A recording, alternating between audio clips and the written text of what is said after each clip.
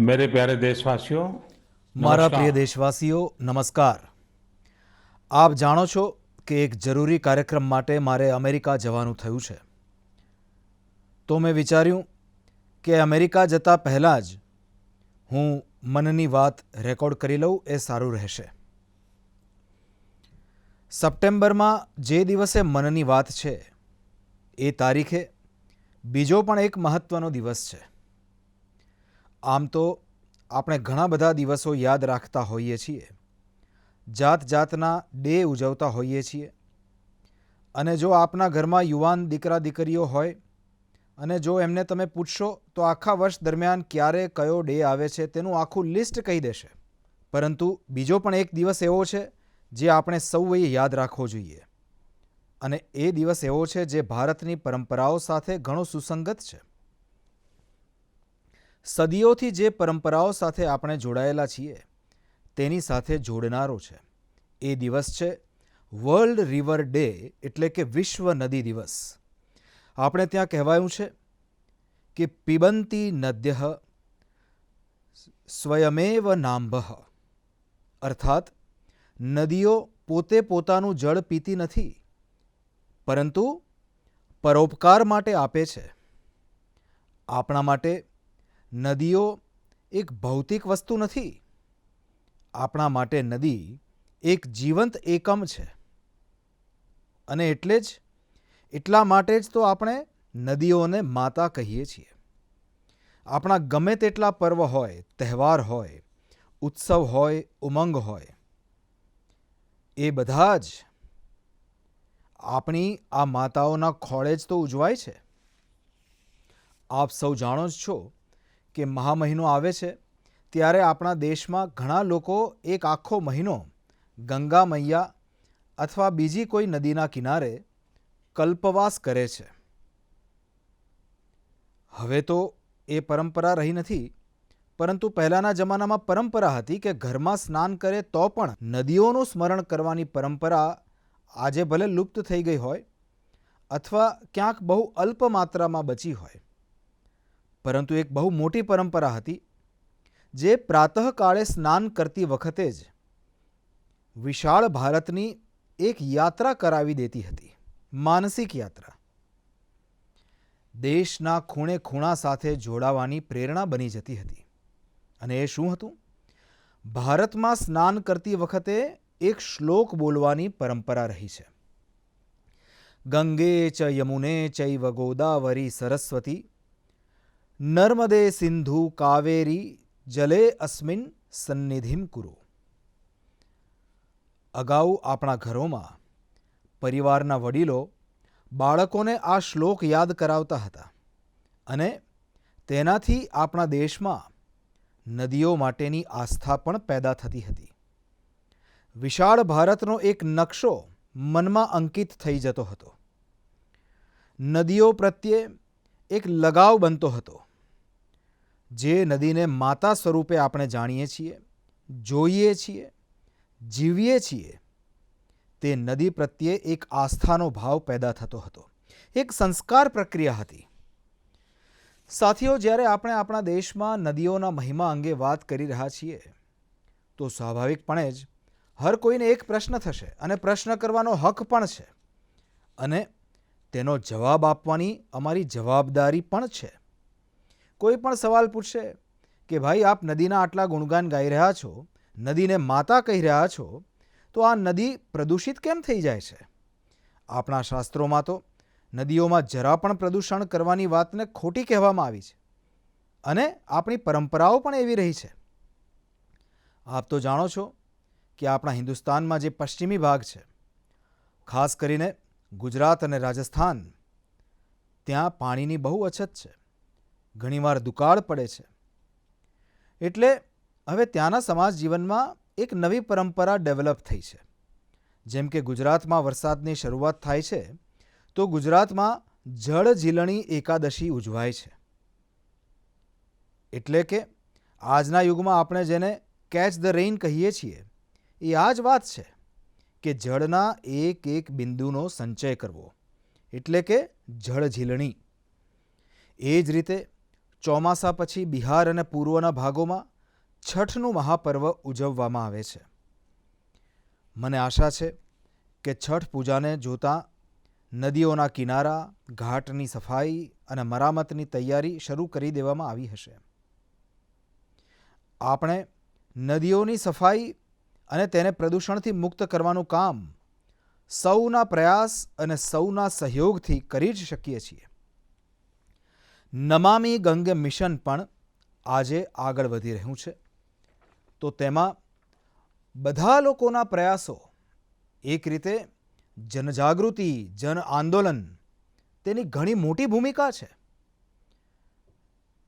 સાથીઓ, જ્યારે નદીની વાત થઈ રહી છે, ગંગા મૈયાની વાત થઈ રહી છે, તો બીજી એક વાત તરફ પણ આપનું ધ્યાન આકર્ષિત કરવાનું મન થાય છે. વાત જ્યારે નમામિ ગંગે મિશનની થઈ રહી છે, તો જરૂર એક વાત પર આપનું ધ્યાન ગયું હશે અને આપણા નવયુવાનોનું તો ધ્યાન જરૂર ગયું હશે. આજકાલ એક વિશેષ ઓક્શન, નીલામી ચાલી રહી છે. આ ઇલેક્ટ્રોનિક નીલામી તે ઉપહારોની થઈ રહી છે જે મને વખતો વખત લોકોએ આપ્યા છે. આ નીલામીથી જે પૈસા આવશે તે નમામિ ગંગે અભિયાન માટે જ સમર્પિત કરવામાં આવે છે. આપ જે આત્મીય ભાવના સાથે મને ઉપહાર આપો છો, એ જ ભાવનાને આ અભિયાન વધુ મજબૂત બનાવે છે. સાથીઓ, દેશભરમાં નદીઓને પુનર્જીવિત કરવા માટે, પાણીની સ્વચ્છતા માટે સરકાર અને સમાજસેવી સંગઠનો નિરંતર કંઈક ને કંઈક કરતા રહે છે. આજથી નહીં, દાયકાઓથી તે ચાલતું રહ્યું છે. અમુક લોકો તો આવા કામો માટે પોતાની જાતને સમર્પિત પણ કરી ચૂક્યા છે. અને આ જ પરંપરા, આ જ પ્રયાસ, આ જ આસ્થા આપણી નદીઓને બચાવી રહ્યા છે. હિન્દુસ્તાનના કોઈ પણ ખૂણેથી જ્યારે આવા સમાચાર મારા કાને પડે છે, તો આવું કામ કરનારા લોકો પ્રત્યે ઘણા આદરનો ભાવ મારા મનમાં જાગે છે. અને મને મન પણ થાય છે કે એ વાતો આપને જણાવું. તામિલનાડુના વેલ્લોર અને તિરુવન્નામલાઈ જિલ્લાનું એક ઉદાહરણ હું આપવા માગું છું. અહીં એક નદી વહે છે, નાગા નદી. હવે આ નાગા નદી વર્ષો પહેલાં સુકાઈ ગઈ હતી. તે કારણે ત્યાંનું જળસ્તર પણ ઘણું નીચું જતું રહ્યું હતું. પરંતુ ત્યાંની મહિલાઓએ બીડું ઝડપ્યું કે તેઓ પોતાની નદીને પુનર્જીવિત કરશે. પછી તો શું, તેમણે લોકોના સહકારથી, જનભાગીદારીથી નહેરો ખોદી, ચેકડેમ બનાવ્યા, રિચાર્જ કૂવા બનાવ્યા. આપને પણ જાણીને આનંદ થશે કે સાથીઓ, કે આજે એ નદીઓ પાણીથી ભરાઈ ગઈ છે. અને જ્યારે નદી પાણીથી ભરાઈ જાય છે, તો મનને એટલો સંતોષ મળે છે, તેનો મેં પ્રત્યક્ષ અનુભવ કર્યો છે. આપમાંથી ઘણા લોકો જાણતા હશે કે જે સાબરમતી નદીના તટ પર મહાત્મા ગાંધીએ સાબરમતી આશ્રમ બનાવ્યો હતો, છેલ્લા કેટલાક દાયકાઓમાં સાબરમતી નદી સુકાઈ ગઈ હતી. વર્ષમાં 6-8 મહિના પાણી જોવા જ મળતું નહોતું. પરંતુ નર્મદા નદી અને સાબરમતી નદીને જોડી દીધી, તો જો આજે આપ અમદાવાદ જાઓ, તો સાબરમતી નદીનું પાણી મનને એકદમ પ્રફુલ્લિત કરી દે છે. આ જ રીતે ઘણા બધા કામ, જેમ કે તામિલનાડુની આપણી આ બહેનો કરી રહી છે, એ રીતે દેશના અલગ અલગ ખૂણામાં ચાલી રહ્યા છે. હું તો જાણું છું, ધાર્મિક પરંપરાઓથી જોડાયેલા આપણા અનેક સંતો છે, ગુરુજનો છે. તેઓ પણ પોતાની આધ્યાત્મિક યાત્રાની સાથે સાથે પાણી માટે, નદી માટે ઘણું બધું કરી રહ્યા છે. અનેક નદીઓના કિનારે વૃક્ષો ઉગાડવાનું અભિયાન ચલાવી રહ્યા છે. તો ક્યાંક નદીઓમાં વહેતા ગંદા પાણીને રોકવામાં આવી રહ્યું છે. સાથીઓ, આજે જ્યારે આપણે વર્લ્ડ રિવર ડે ઉજવી રહ્યા છીએ, તો આ કામને સમર્પિત તમામ લોકોની હું પ્રશંસા કરું છું, અભિનંદન આપું છું. પરંતુ દરેક નદી પાસે રહેતા લોકોને, દેશવાસીઓને હું આગ્રહ કરીશ કે ભારતમાં ખૂણે ખૂણે વર્ષમાં એકવાર નદી ઉત્સવ ઉજવવો જ જોઈએ. મારા પ્રિય દેશવાસીઓ, ક્યારેય પણ કોઈ નાની વાતને, કોઈ નાની વસ્તુને નાની માનવાની ભૂલ ન કરવી જોઈએ. નાના નાના પ્રયાસોથી ક્યારેક તો બહુ મોટા મોટા પરિવર્તન આવી જાય છે. જો આપણે મહાત્મા ગાંધીજીના જીવન તરફ દ્રષ્ટિ નાખીએ તો દરેક ક્ષણે આપણે અનુભવીશું કે નાની નાની વાતોનું તેમના જીવનમાં કેટલું મોટું મહત્ત્વ હતું અને નાની નાની વાતોને લઈને મોટા મોટા સંકલ્પો તેમણે કઈ રીતે સાકાર કર્યા હતા. આપણા આજના નવયુવાનોએ એ જરૂર જાણવું જોઈએ કે સાફ સફાઈ અભિયાને કઈ રીતે આઝાદીના આંદોલનને એક નિરંતર ઉર્જા આપી હતી. એ મહાત્મા ગાંધી જ તો હતા જેમણે સ્વચ્છતાને જન આંદોલન બનાવવાનું કામ કર્યું હતું. મહાત્મા ગાંધીએ સ્વચ્છતાને સ્વાધીનતાના સપના સાથે જોડી દીધી હતી. આજે આટલા દાયકાઓ બાદ સ્વચ્છતા આંદોલને ફરી એકવાર દેશને નવા ભારતના સપના સાથે જોડવાનું કામ કર્યું છે અને આ આપણી આદતોને બદલવાનું પણ અભિયાન બની રહ્યું છે. અને આપણે એ ન ભૂલવું જોઈએ કે સ્વચ્છતા માત્ર એક કાર્યક્રમ છે. સ્વચ્છતા એ પેઢી દર પેઢી સંસ્કાર સંક્રમણની એક જવાબદારી છે અને પેઢી દર પેઢી સ્વચ્છતાનું અભિયાન ચાલે છે ત્યારે સમગ્ર સમાજ જીવનમાં સ્વચ્છતા એક સ્વભાવ બને છે. અને એટલા માટે સ્વચ્છતા એ માત્ર વર્ષ બે વર્ષ કે પછી એક સરકાર કે બીજી સરકાર એવો વિષય નથી.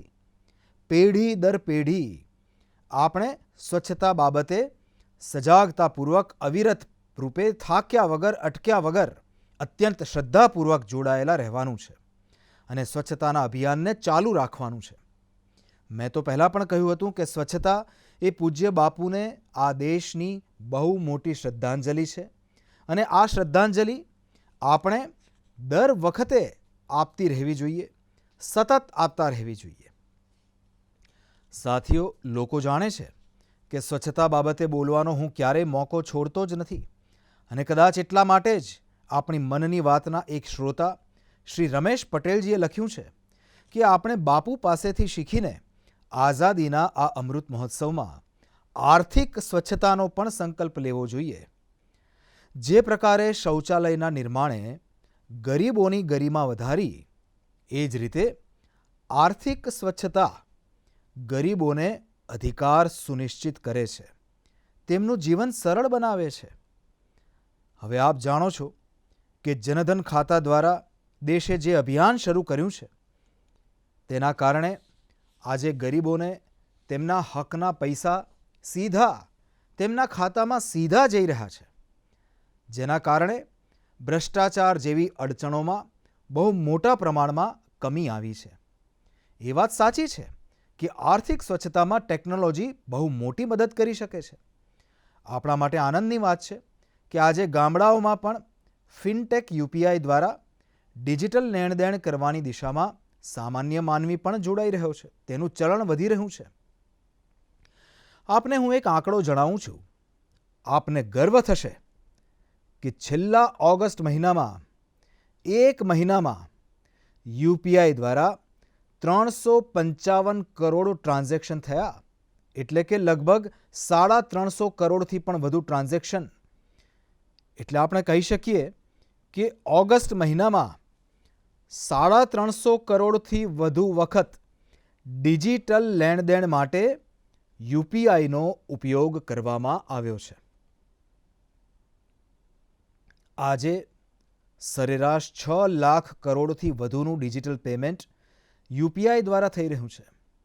તેનાથી દેશની અર્થવ્યવસ્થામાં સ્વચ્છતા, પારદર્શિતા આવી રહી છે અને આપણે જાણીએ છીએ કે હવે ફિનટેકનું મહત્ત્વ ઘણું વધી રહ્યું છે. સાથીઓ, જે રીતે બાપુએ સ્વચ્છતાને સ્વાધીનતા સાથે જોડી હતી, એ જ રીતે ખાદીને આઝાદીની ઓળખ બનાવી દીધી હતી. આજે આઝાદીના 75મા વર્ષે જ્યારે આપણે આઝાદીનો અમૃત મહોત્સવ ઉજવી રહ્યા છીએ ત્યારે આપણે સંતોષપૂર્વક કહી શકીએ છીએ કે આઝાદીના આંદોલનમાં જે ગૌરવ ખાદીને મળેલું હતું, આજે આપણી યુવા પેઢી ખાદીને એ ગૌરવ આપી રહી છે. આજે ખાદી અને હેન્ડલૂમનું ઉત્પાદન અનેક ગણું વધ્યું છે અને તેની માંગ પણ વધી છે. આપ પણ જાણો છો કે એવા ઘણા અવસર આવ્યા છે જે દિલ્હીના ખાદી શોરૂમમાં એક દિવસમાં 1 કરોડ રૂપિયા કરતાં વધુનો કારોબાર થયો છે. હું પણ આપને ફરી યાદ અપાવવા માગું છું કે 2 ઓક્ટોબર પૂજ્ય બાપુની જન્મજયંતિ પર આપણે સૌ ફરી એકવાર એક નવો રેકોર્ડ બનાવીએ. આપના શહેરમાં જ્યાં પણ ખાદી વેચાતી હોય, હેન્ડલૂમ વેચાતું હોય, હેન્ડીક્રાફ્ટ વેચાતું હોય, અને દિવાળીનો તહેવાર આવી રહ્યો છે. તહેવારોની મોસમ માટે ખાદી, હેન્ડલૂમ, કુટીર ઉદ્યોગ સાથે જોડાયેલી આપણી દરેક ખરીદી વોકલ ફોર લોકલ અભિયાનને મજબૂત કરનારી હોય, જૂના બધા રેકોર્ડને તોડનારી હોય. સાથીઓ, અમૃત મહોત્સવના આ કાળખંડમાં દેશના આઝાદીના ઇતિહાસની વણકહી ગાથાઓને જન જન સુધી પહોંચાડવાનું અભિયાન પણ ચાલી રહ્યું છે.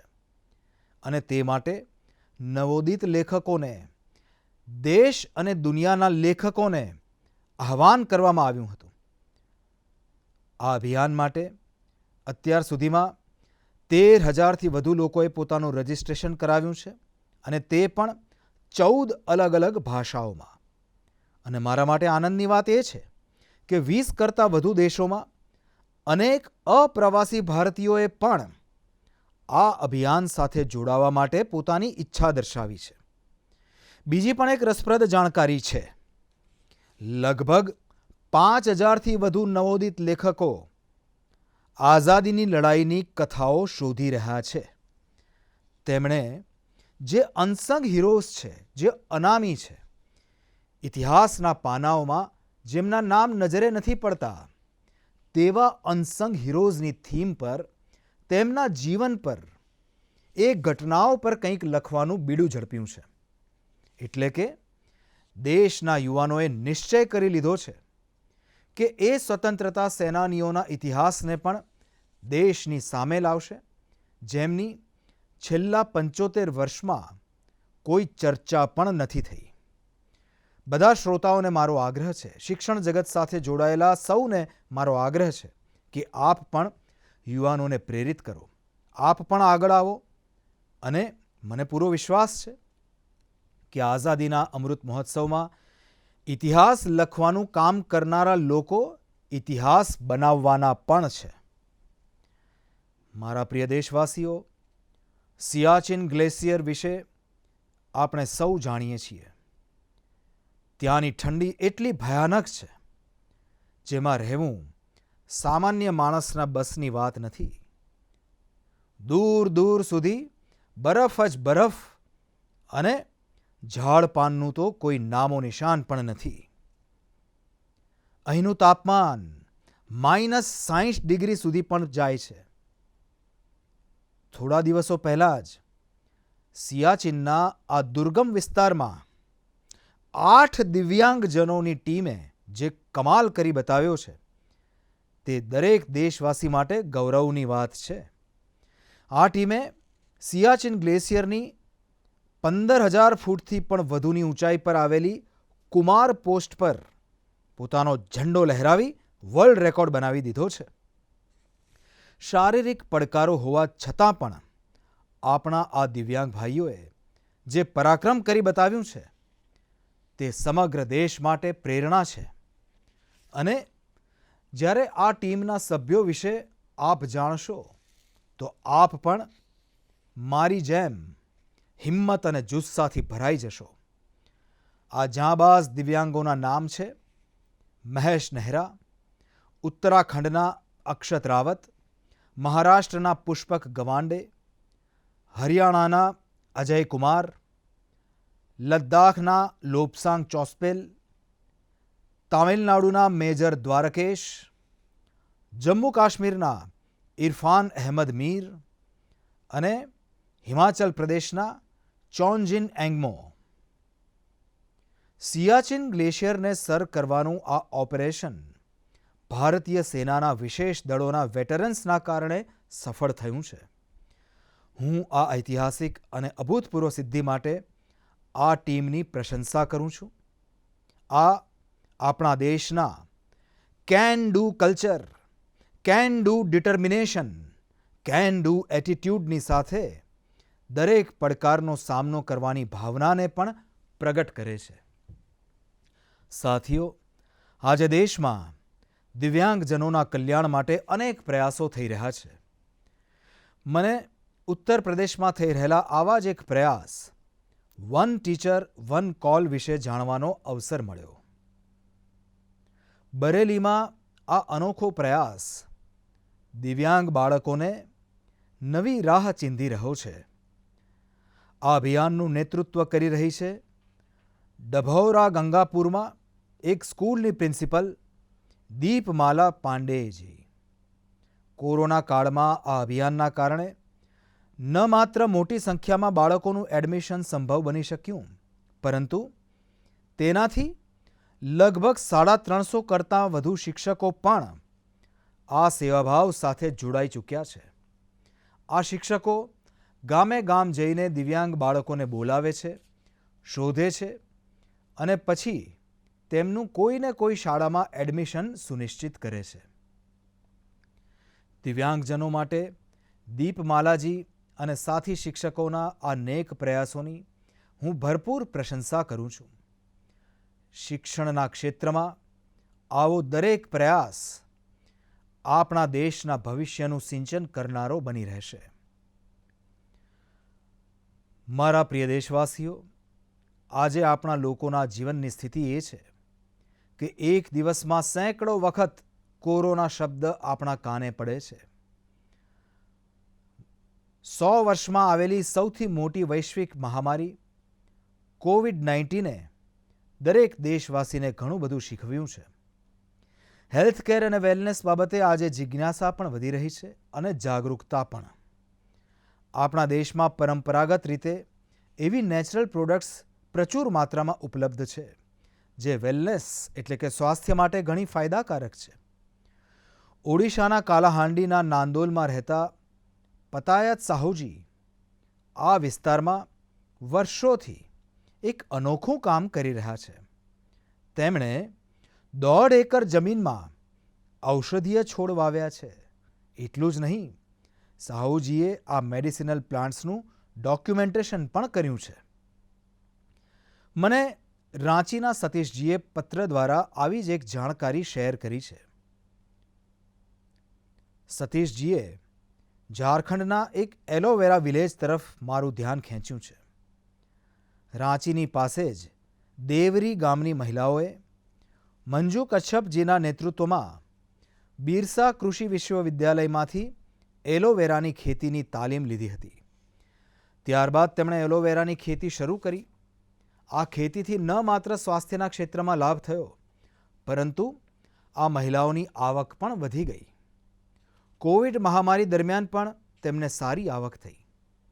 તેનું એક મોટું કારણ એ હતું કે સેનિટાઈઝર બનાવનારી કંપનીઓ સીધી તેમની પાસેથી જ એલોવેરા ખરીદતી હતી. આજે આ ગામમાં લગભગ 40 મહિલાઓની ટીમ જોડાઈ ગઈ છે અને અનેક એકરમાં એલોવેરાની ખેતી થાય છે. ઓડિશાના પતાયત સાહુજી હોય કે પછી દેવરીમાં મહિલાઓની આ ટીમ, તેમણે ખેતીને જે રીતે સ્વાસ્થ્યના ક્ષેત્ર સાથે જોડી છે તે વાત પોતે જ એક જ્વલંત ઉદાહરણ છે. સાથીઓ, આવનાર 2 ઓક્ટોબરે લાલ બહાદુર શાસ્ત્રીજીની પણ જન્મજયંતિ હોય છે. તેમની સ્મૃતિમાં આ દિવસ આપણને ખેતીમાં નવા નવા પ્રયોગ કરવાનું પણ શિક્ષણ આપે છે. મેડિસિનલ પ્લાન્ટના ક્ષેત્રમાં સ્ટાર્ટઅપને પ્રોત્સાહન આપવા માટે મેડીહબ ટીબીઆઈના નામથી એક ઇન્ક્યુબેટર ગુજરાતના આણંદમાં કામ કરી રહ્યું છે. મેડિસિનલ અને એરોમેટિક પ્લાન્ટ્સ સાથે જોડાયેલું આ ઇન્ક્યુબેટર ઘણા ઓછા સમયમાં જ 15 આંત્રપ્રેન્યોર્સના બિઝનેસ આઈડિયાઝને સપોર્ટ કરી ચૂક્યું છે. આ ઇન્ક્યુબેટરની મદદ મેળવીને સુધા ચેબ્રોલુજીએ પોતાનું સ્ટાર્ટઅપ શરૂ કર્યું છે.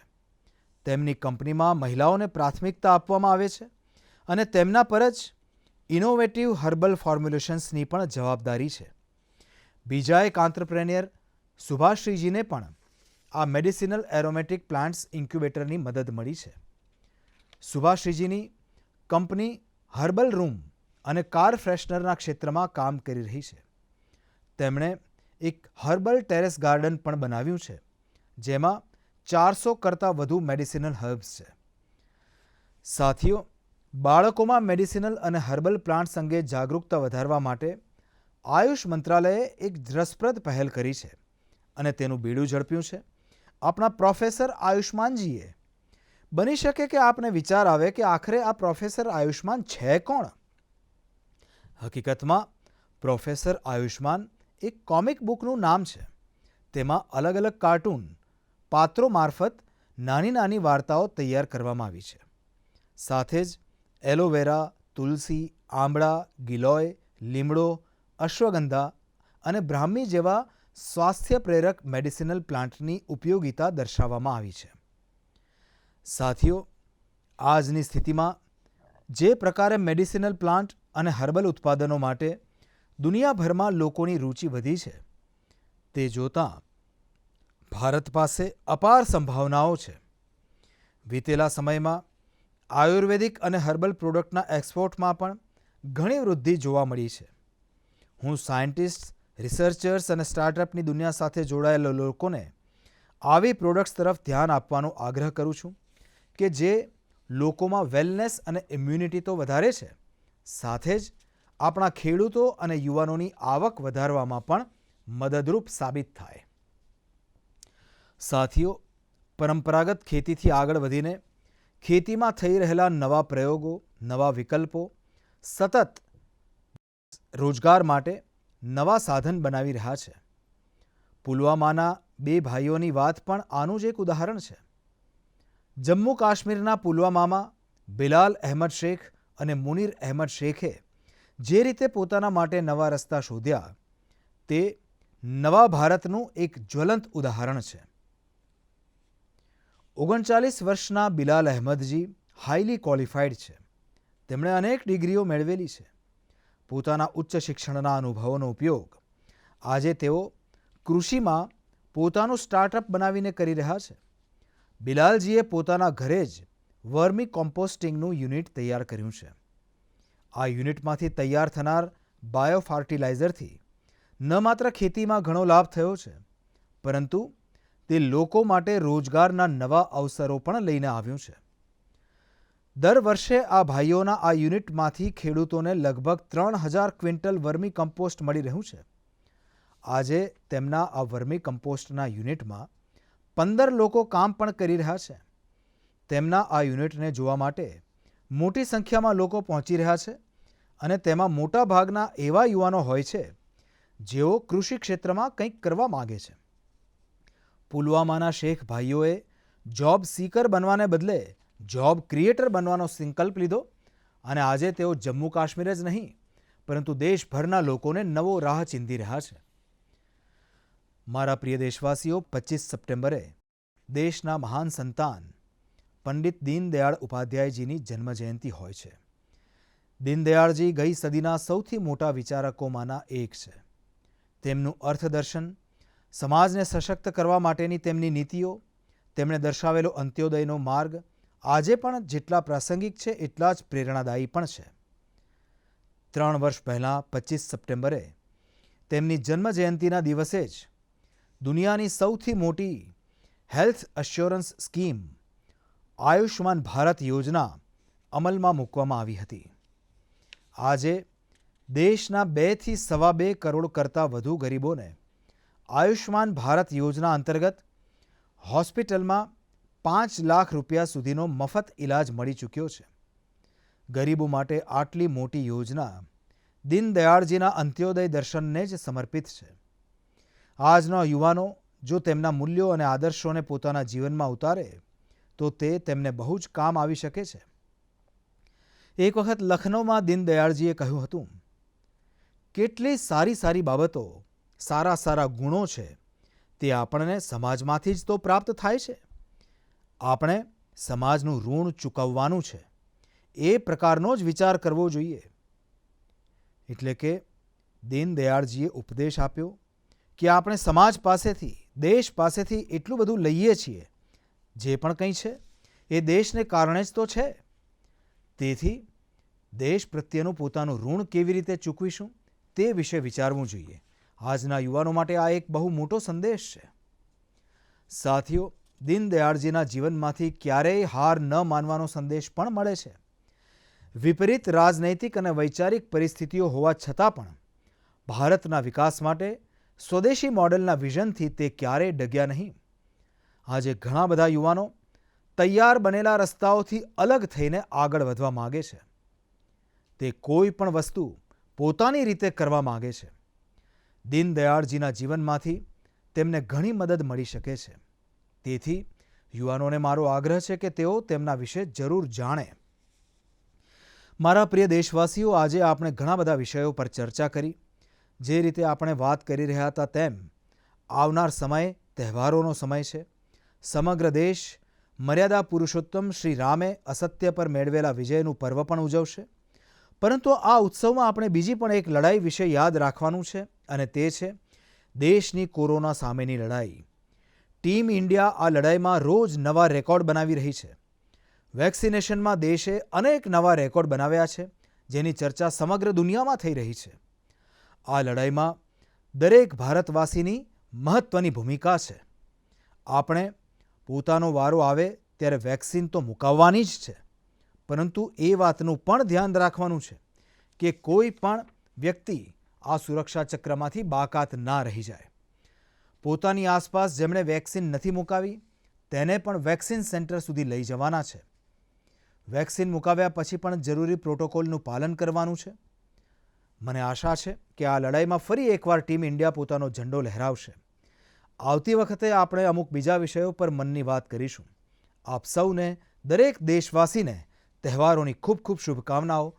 ધન્યવાદ.